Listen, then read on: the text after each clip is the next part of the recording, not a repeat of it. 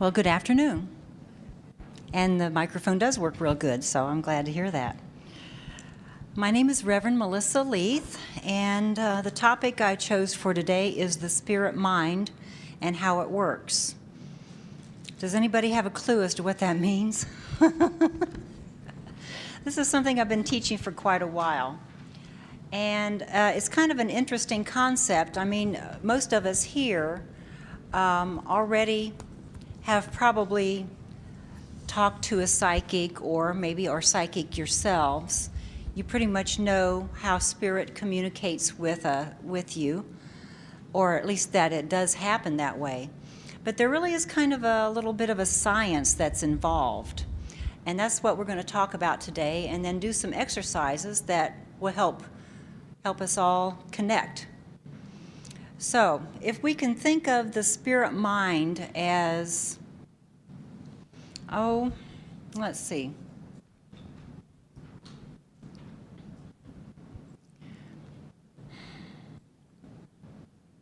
Just outside of ourselves, just outside of our physical body. You know, we are spirit beings, and we live in a physical body. But the spirit doesn't just live right inside. It kind of hovers around and shows itself in the aura and the vibrations that we send off to people. And there's a connection between the spirit and the creator. Okay, so we all are connected with the source.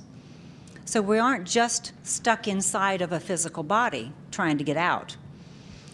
But if we think of the spirit mind, what exactly is that? It is the part of us that connects with intuition, with spirit guides, with the inner self. Any intuitive thoughts that you get comes from the spirit mind. That's our connection. That's the part that actually communicates to us. The spirit is there, but the mind is what connects and communicates. Now, we have a brain. Everybody has a brain. Everybody has a mind. But how are those two things different? So I'm going to draw some pictures. I hope you all can see. Might have to move the board a little bit. Can you guys see the board all right? Okay. I'm going to draw a picture of a head, okay?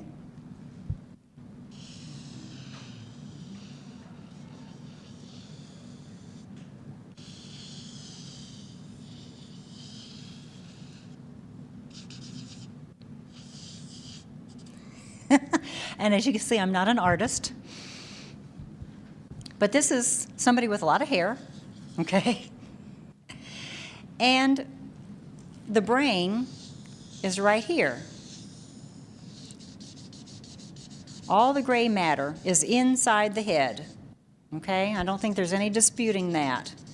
This is the brain.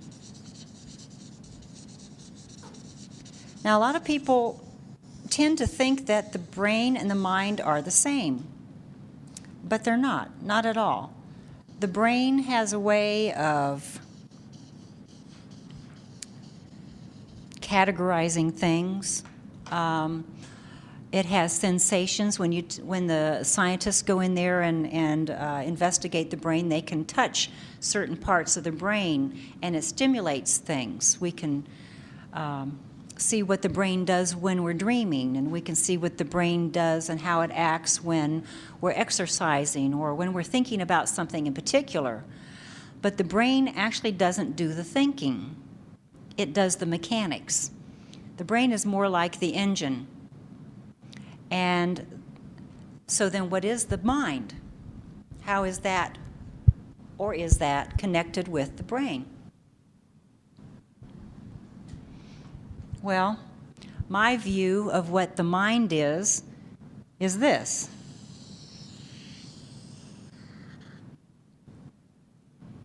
Completely separate from the brain.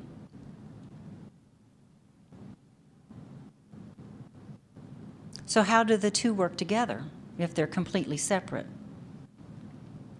Well, the anatomy of the mind, there are two parts to the mind. One is the conscious mind. We all talk about what we do consciously, what we're consciously thinking about. And that's the part that likes to process things, and it likes to know why things work and how we're going to schedule next week, and why our daughter is always doing the wrong thing and we can't figure it out. We're always wanting to figure things out with our conscious mind, okay? This is it right here, the conscious mind. But back here is what I call the subconscious, or a lot of people call the subconscious. And that's divided into two parts as well.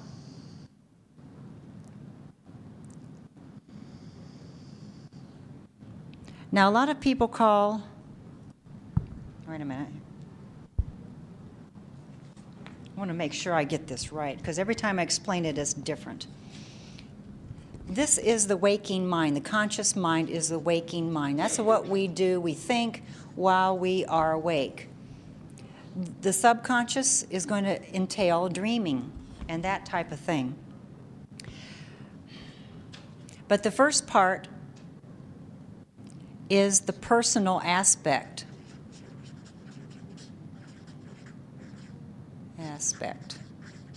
of the subconscious. Subconscious is the part, the personal aspect is the one that it helps us blink our eyes when it needs to be blinked. Our heart beats and the blood flows because the subconscious is constantly helping the bodily functions to work. So we don't have to know when to breathe. We can do that subconsciously. We can even hold our breath consciously to not breathe so long that we'll pass out, and the conscious mind's asleep. Then the subconscious kicks in and starts it breathing again. So it's those are the things that can happen in our body that we don't have to consciously know are happening. Okay? So that leaves one more part of the subconscious, and that's the deeper, more elusive part that a lot of psychologists have done studies on. And I don't have to know what those studies are about. All I do is deal with what I know to be true or what I believe to be true. I don't necessarily have to go for facts. I just go for what I know is true. And what I know about that second part of the subconscious is that it is called by Freud or Carl Jung as the collective unconscious. If anybody's done any reading with U.S. Anderson, he has called it the universal subconscious. That's what I like. The universal subconscious. And that's what a lot of what we're going to deal with today. Universal subconscious.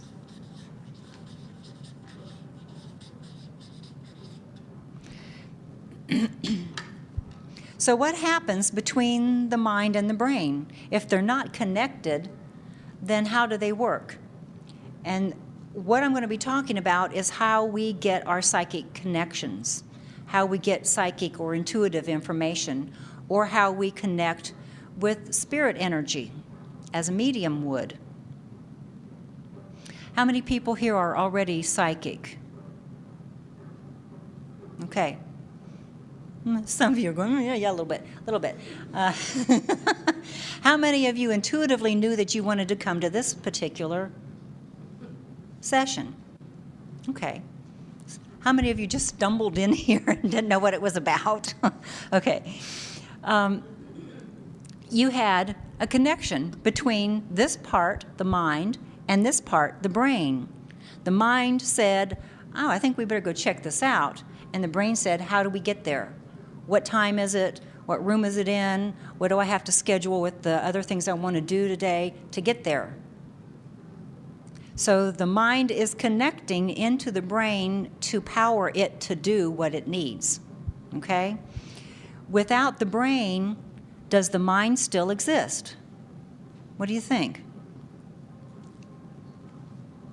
What do you think? Melissa? Yeah, you say yes. Okay, good. Yes, it exists. And I can prove it because I'm a spiritual medium. I connect with people that have passed away. And guess what? Their mind is still good. Their mind is still there, and that's what I'm tapping into is their spirit mind. The personality of who they were, the things that they experienced in Earth, and what they think about Earth now that they've gone. So I know that that mind is still there, but it's not powered by a physical being anymore. So, what are we going to do to connect those two? We want to be able to connect what we know spiritually or what we're receiving from spirit or from our psychic part, and we want it to connect into our human part, the brain. How do we make that connection? Well, we got to get something like a bridge. Oh, that's not what I thought it was.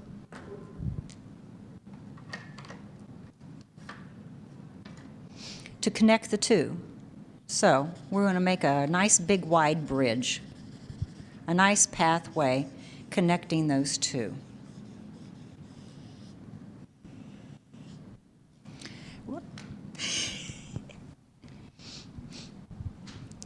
And this is what we're going to work on today, is building our bridge.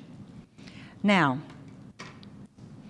I believe that everything that we learn in our lives, all the experiences that we've had as children, and maybe even in a previous life, if you believe in reincarnation, but especially this lifetime, I believe all those experiences are categorized in our mind, okay? In our subconscious. There's a big filing cabinet in there, if you will. And there's a clerk that's in control of this filing cabinet. And if I was to ask you, what did you eat last night for supper? Can you tell me? Do you remember? Yeah, you remember. I'm sorry? I said, But not always. Now, if I was to ask you a book that you read 2 weeks ago, could you talk to me about this book? You probably were real excited about it, and you told several friends about this book. And you remember the title for sure, and sometimes you remember the author because you've recommended it to several people. So this pathway has remained open. You've been using it. The subconscious, which has the memory, and the brain. Okay, these two things are connecting.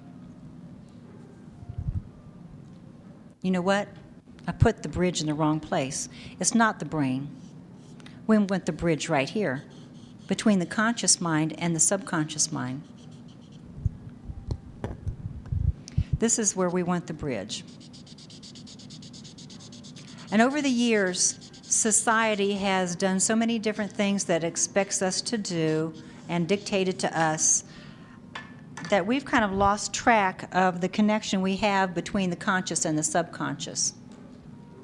This is already connected. The brain and the mind are already connected, but we want to build the connection between the conscious, waking moments and the subconscious, which is the all-knowing. You know, I called it the universal subconscious mind.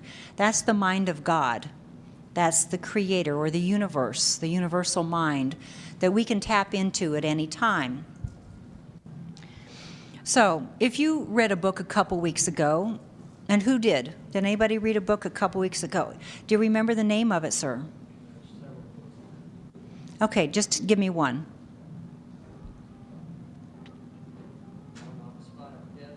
Okay, you forgot. Okay, interesting point. Evidently, you didn't talk to a lot of other people about it. So that bridge there was kind of neglected. Okay, if you don't walk down a path very often, then the weeds start to grow up, and the pathway is kind of narrow, and you can't get through it very well. And so you tend to not even go there anymore. So that's kind of what's happening with the books that you read. You haven't been talking about them. It hasn't been brought up in your mind. So you've kind of forgotten what the name was, who the author is. But in the next few minutes, you're going to remember, okay? Because you're going to put that file clerk to work, okay? And when you do, I want you to tell me, all right? Now, anybody else read a book lately that, okay, yes, ma'am? At work, I got a promotion. I read the SOP manual. You read what? SOP manual. SOP, oh, how wonderful. That's interesting. Never forget that. You'll never forget that. Okay, she read a book for work. Okay. Okay, to train people, a manual. By any chance, was there an author to that book? It's store security. Best Buy store security. Okay, store security. Okay, okay. So you knew very well what that was because you talked to people about that manual, okay? Now, who read a book about a year ago? Everybody's read a book about a year ago, but do you remember what it was or who the author is? I would challenge you to send that little clerk, put that file clerk to work and say, I want you to go through the files and remember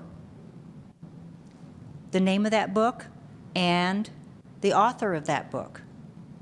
And about 3 o'clock in the morning, that's when you're going to remember. Now, when I first started studying this, I wasn't real sure if I believed it, so I said I wanted to remember the author of the biology book that I went to school in the junior year in high school. I wanted to know what the author was to that biology book. Now, whoever really looks at the author of a biology book? But you know, when you get a new book, how they teach you to open it up and to spread the pages just right so that it can be a useful and lasting book. So you turn the page and you see what's on that title page. So you see who the author is, and it's logged in your subconscious. Every pothole you've ever gone over in your car is lodged in your subconscious. You remember it. Every little incident, every little thing that you've ever done in your life is in your subconscious mind. And you can bring that back just by putting that little file clerk to work. Now, I thought, okay, who was that author? And I couldn't get anything. I worried about it for about 3 hours. And finally I said, okay, I would like my file clerk to continue looking for this book and for the author. And I said it 3 times. I want my little file clerk in my subconscious mind to go back and find the name of that book, the author. And I said it 1 more time. And I left it alone. And I checked in the next morning to see if he remembered who it was, if he found that author. And he says, I looked all through biology file and there's nothing there. And I said, okay, let's look someplace else. And he says, okay, I'll look in high school. We'll look under the high school file. And I sent him to work again. He starts going through the files, longer file than the biology. But finally he comes back and he says, nope, it's not there. I said, but I still want to know who the author is of that book, and I know that I know. I know that I saw it on that page. I had that book for a whole year. I must have seen the name. He says, okay, I'll look under Mr. Dubbs. He was the teacher for biology. That was a kind of short file, and it wasn't there. Finally, he found it. You know where that little clerk found the name to the teacher, to the author of that book? Under boring information. That was a really big file. That's where a lot of my stuff goes. And you know, I've gotten to a point where I say if I can't write it down in my schedule book, I don't need to remember it. You know, I'll just write it down. But I will challenge you all. I want you to go back to a time when you were young, maybe kindergarten or first grade, and you must have had some buddies that were sitting next to you, or maybe the school teacher or the principal of the school. Do you remember who that was? Do you remember who your friend was in the first grade? Or the name of your teacher? Can you remember that right now? Does anybody remember it immediately? Whoa, well, good. Okay. Who does not? Okay. I'll challenge you then. Say it 3 times. I want to remember who that is. I just want a name. I want my little file clerk to go back and find out who that was. Okay, say it 3 times. And before the lecture's over, we should be able to figure out who that was, okay? But we can do this with any aspect in our life because that information's there. Now, there's a book called The 4 Agreements, written by Don Miguel Ruiz. Very powerful book. But he talks a lot about the events of our lives and how our subconscious logs that information. Many times people will say something to you just very nonchalantly, but it could mean something very detrimental to you at the moment. And it can really impact you because your subconscious grabs that information and holds on to it as truth. And it can replay it to you all of your life. So there are a lot of events that you had when you were young that you don't even consciously remember, but your subconscious remembers everything. And it will tell you, oh, I must not be any good at math because my dad said I'll never learn mathematics. And he would just set it out of frustration because he couldn't explain it to you in the first place. So all of a sudden, the 3rd grade kid grabs this bit of information about I'll never learn mathematics and puts it in the subconscious, and it stays there, and it plays back over and over and over. So there are a lot of things that our subconscious can actually sabotage us with by the things that it remembers, whether it remembers it the way it really is or if it remembers it as a perceived truth. So there are a lot of things going on with the subconscious mind, but this is the way the Spirit talks to us. This is the way our guides bring us information. And we're going to do some experiments on how this works. If I was to say to you,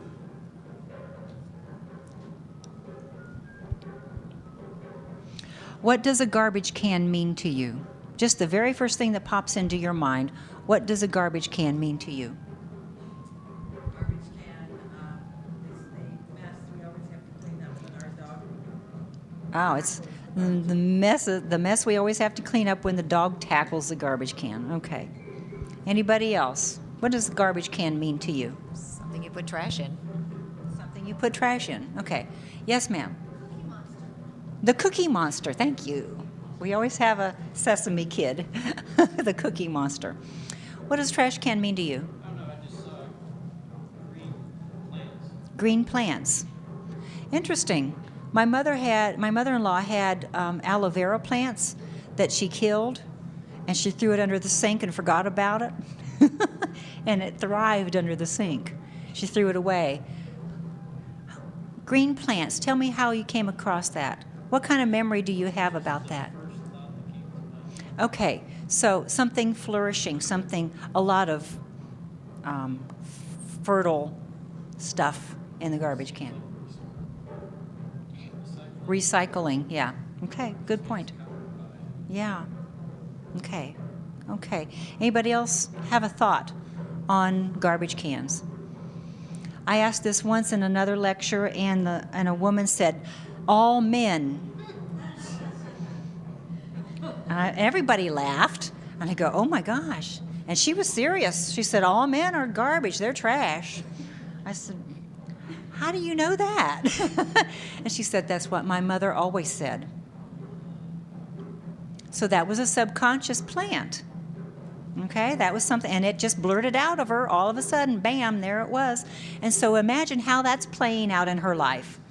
All the miserable relationships she might be having because the subconscious took that and replayed it to her all that time. Interesting. Okay, what would you think of? What would be the thing that pops into your mind if I said red? Don't think too long. What pops into your head immediately? Okay. I'm sorry? War. Okay. Fire. Roses. Interesting. Sweatshirt. Okay. Anybody else? Bayou. IU. Oh, Indiana University. Okay, that's their color then, huh? Indiana University. Yes, ma'am. Blood. Mm-hmm. That's a stop sign. I wondered when I was going to get that. Yeah, stop sign. Yeah. What was that? And you thought blue. Okay. Isn't it interesting? We got a really wide diversion. We got blood and war and roses. Indiana University. Interesting. But this is how, you see, when I started sitting for unfoldment to learn how to be a spiritual medium, this is how I figured out that my spirit guides were talking to me. I started getting symbols. And the very first thing that actually came to me, and it was quite a while because I thought I was supposed to be seeing something in Technicolor. You know, I thought I was supposed to see a big movie. And our teacher sat and sat us down once a week and said, I want you to sit for an hour in meditation in the dark with your feet flat on the floor and your hands, your palms up, and we're going to sit like that for an hour. And that's hard to do in itself. And then we're supposed to get something too. And I didn't know what it was we were supposed to get. But after that hour, then we would go around and everybody would share what they got.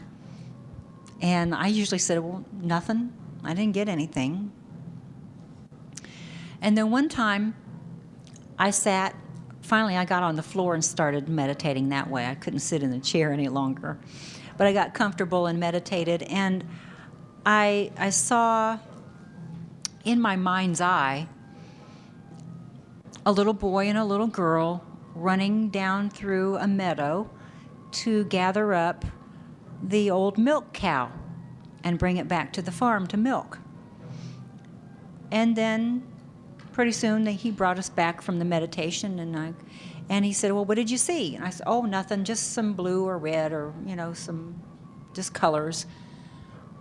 He said, you didn't see anything else? Well, there was this little boy and little girl, and he said, well, what were they doing? Well, they went into the meadow and they got the milk cow to bring back to the farm.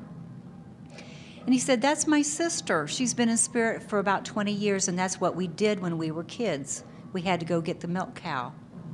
This makes sense, I think. I'm expecting something, and it's not coming, but I'm seeing something different, and I thought it was my imagination. So if we open the idea that our subconscious actually brings us information through imagination or through symbols, because one time I saw Jimmy Durante. That's all I saw was Jimmy Durante. Some of you might not remember who that is, but this was quite a character back in the 50s who was an entertainer. You can't say he was a singer. You can't say he was a piano player, but he was an entertainer. And one of the things he was famous for was a very large nose. So I said, okay, all I'm seeing today is Jimmy Durante. And Joan over in the corner goes, oh, that's my grandfather. And I said, your grandfather was Jimmy Durante? She said, no, but he had that big nose. Interesting.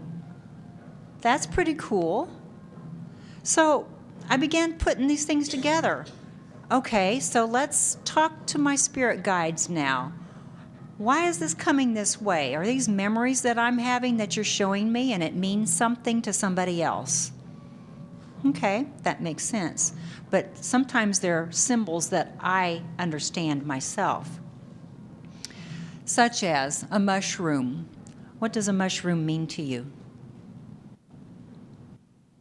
I was just thinking of what, We're thinking of just first thing that came out to my mind was wood. wood. Okay, yeah. Okay. Anybody else? Okay. Anybody else? I thought of the bomb drop. The bomb dropping in the big mushroom cloud. Okay. Okay. Anybody allergic? Melissa? Candy? Oh, okay. Your subconscious is working overtime. Anybody think of mushroom? What did you say? Umbrella. There you go. That's exactly what I think of as a mushroom. Thank you. Thank you. Yes. Grasshoppers. Okay. Small stuff like the size of the mushroom. Okay. I didn't hear you. ETs, extraterrestrials, and mushrooms. Okay. Okay. Now, when I was a kid, I wanted to be an artist so bad, but you can tell I'm not. But I used to trace stuff on onion paper, and I would get these little coloring books, and there was just one little girl. I don't remember. She kind of looked like an onion head, actually. But she was a very small character, and she would be as short as the mushrooms. And there was one picture that I used to trace, and this mushroom was over her head, and it was raining, and she was dry. So there's the umbrella. And that's what I always think of as protection when I'm doing a reading and I see mushrooms for somebody. I know that they're in a protected mode right then. Whatever's going on in their life, if there's problems, the family's having disputes, that one person I'm talking to is protected. So you see how weird stuff comes from our memories. Now, there's one symbol that everybody knows all over the world, and they'll know that it means exactly the same thing. Now, I'm telling you, usually symbols will mean different things for different people, okay? But a marketing person can use a symbol to create an idea or a concept that everybody will associate it with. Does anybody have any ideas? The cross. Yeah, definitely. That's a very major symbol. And that was marketed through the years, too, wasn't it? I'm aware the color orange is used in restaurants a lot because it stimulates appetite. Okay, the color orange is used in restaurants a lot because it stimulates appetite. That's interesting. Red? Red, okay. Okay, okay. The peace symbol, yeah. Yeah, a lot of people know what that means. Mm-hmm. The skull and crossbones. Yeah, everybody knows danger. Stay away from that. What about this symbol?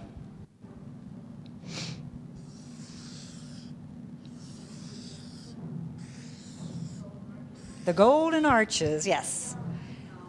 McDonald's. Everybody, China, Korea, Australia, anywhere in the world, they know that that's McDonald's. They can get burgers there.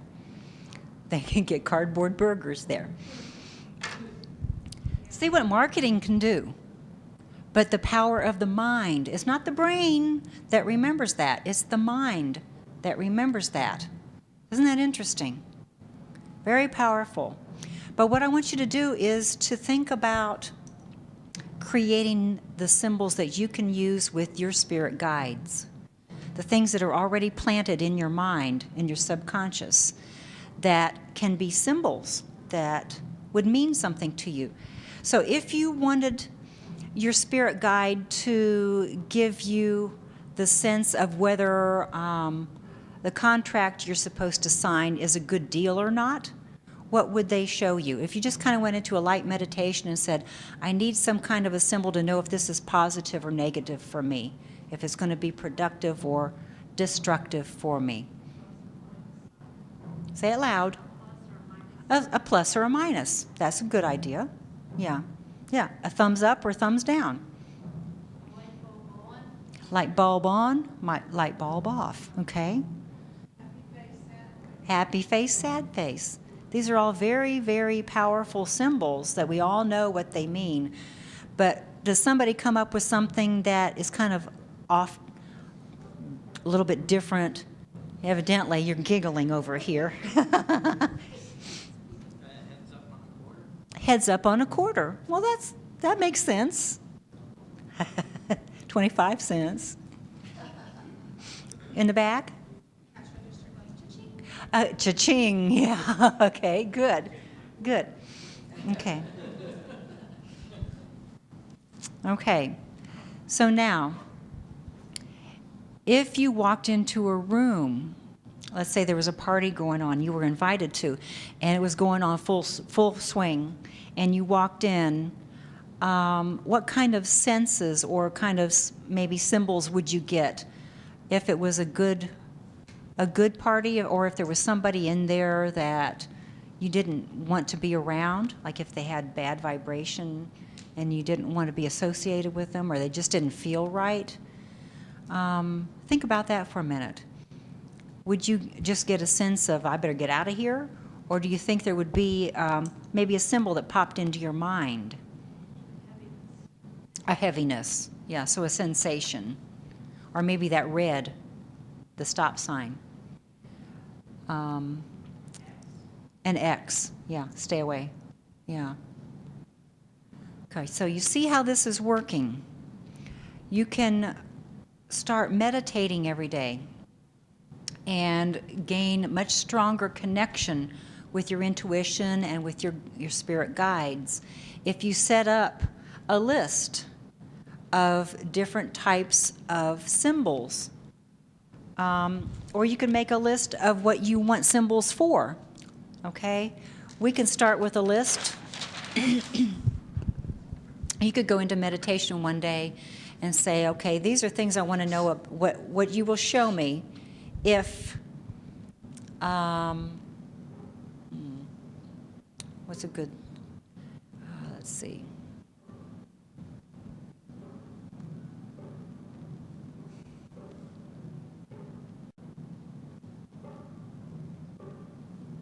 Give me an example of something you want to know.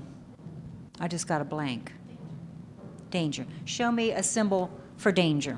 Okay, thank you. Okay, what else could you possibly want to know that your spirit guides could tell you? Success.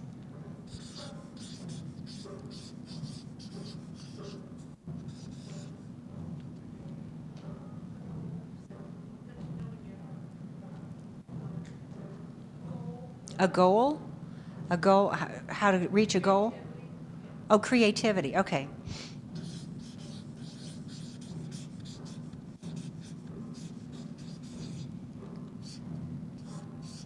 Okay, and a loss? Okay. Okay, so you sit down one day and make a list of things that you're wanting to connect with your spirit guides. So you know for sure that that's what you're going to be finding out. And you sit down in your meditation and you say, okay, I want to make an agreement with you. I know that you're communicating with me, and I don't always get all the information correctly. I don't always understand what you're saying, or maybe it's not coming in clear.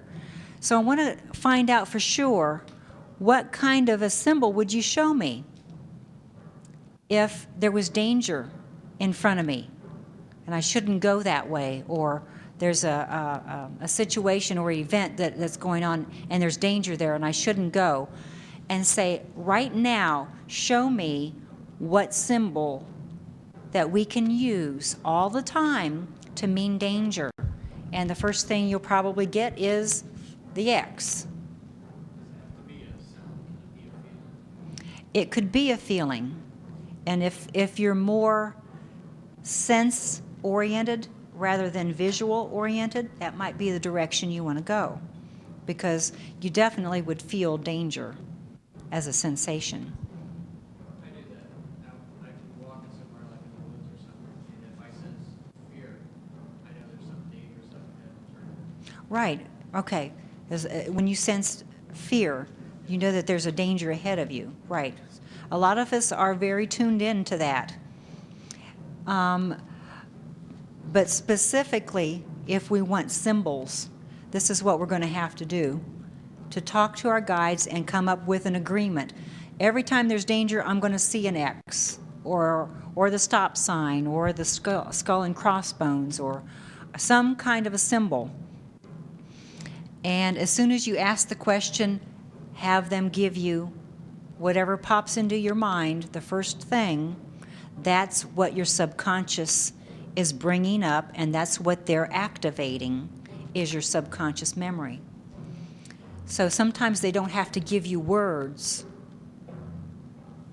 Some psychics will hear everything, actually verbally hear everything that's given to them. Some will only get sensations. Some will get visual pictures. Now sometimes there's a lot of stuff that could be going on and you can't take the time to go through all the events, but you can get symbols that will represent certain things. And sometimes that symbol doesn't mean anything to you at all. It's not on your list of agreed upon symbols. That's when it means something to the person that you're talking to. It could be a butterfly. Maybe a butterfly isn't something that is one of your regular symbols, but that person that you're talking to is actually connecting with their sister who passed away, and every time a butterfly comes, she knows that her sister's near. So see, the symbol doesn't always have to be yours, but you do have to say it. You have to speak it out and then see where it goes. Yes, please. If I'm wanting my spirit guide to give me those symbols, how do I communicate with them to let them know that these are the symbols I wanted? That's what we do in the meditation. We pick a particular time and sit down and have our list already made out, and we just say, okay, guys, this is what we're going to do today. We're going to come upon an agreement that this is how we're going to receive a lot of information from you. I'm going to open myself to some symbols, and I want you to show me something that means danger. Bring it out of my subconscious, and the first thing that pops into my mind, that's what Spirit is showing you. So these symbols will pop out in our conscience, or It'll pop up into your conscious memory, conscious mind as a memory, or something that has come from a memory. Yes. And it'll be instantaneous. You won't have to think about it or worry about it or dredge up something. Can it be used to trigger, like if our guide wants to talk to us right then and there, could we trigger the symbol to show up when he wants to talk to us? Yes, that would be an excellent idea. If the spirit guide has pertinent information for a certain situation and you're not really paying any attention, there could be a symbol that you've already agreed on that they say, okay, now I'm going to talk to you, you better pay attention here. Some people feel a little touch on their cheek and they know Spirit's close to them and they pay attention, or they'll feel like somebody's touching the top of their hair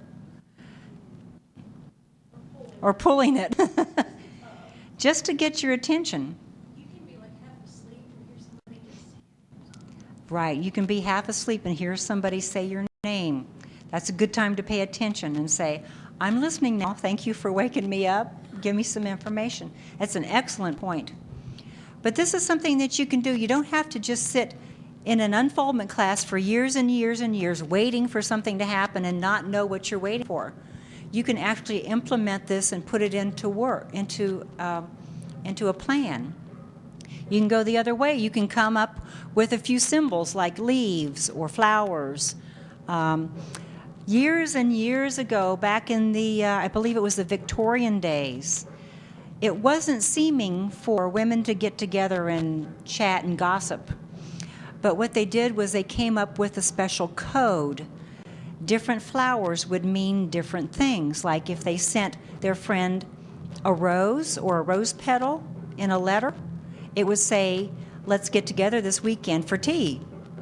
Or they could send out a pansy, and it would mean there's an illness in the family, I can't see you for a while, or send prayers. Yes, go ahead. You mentioned, creating these symbols for a spirit guide. Do people have more than one? Oh, he's asking, creating the symbol for a spirit guide, do we have more than one? Yes, we have. Thank you. Yes, we have a whole host of spirit guides. They all work in accord.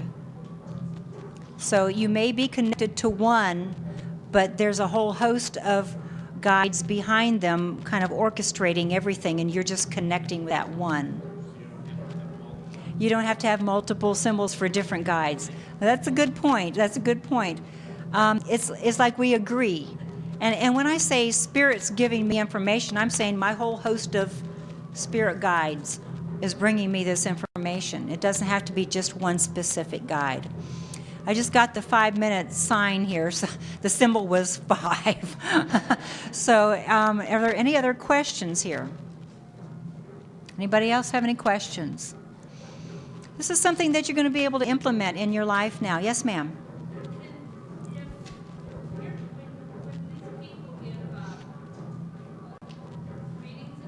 Mm-hmm. Is there a way that they know that that reading is for that person? When someone's giving a reading for someone, do they know for sure that that symbol goes to them? The way it works is that the symbol is coming to me for them. The symbol of the mushroom comes to me because I understand what the mushroom is, and I give her that information. So your spirit guide, how do you get yourself in touch with the spirit guide to know? Like my mom's stated it's sitting next to me. How would they know that it's me or him? During the reading? Yeah. If they're connecting with you and you're the one they're reading for, they should have a direct connection to you. So with somebody else next to you, it shouldn't overlap. Some people do require that the person they're reading for be with them. But for me, if a daughter or a mother wants to come along, that's fine, because I know I can connect just with that one person. So it shouldn't be a problem. Shouldn't be a problem. Okay, I'd like to thank you all for being here, and I encourage you to do some of these exercises and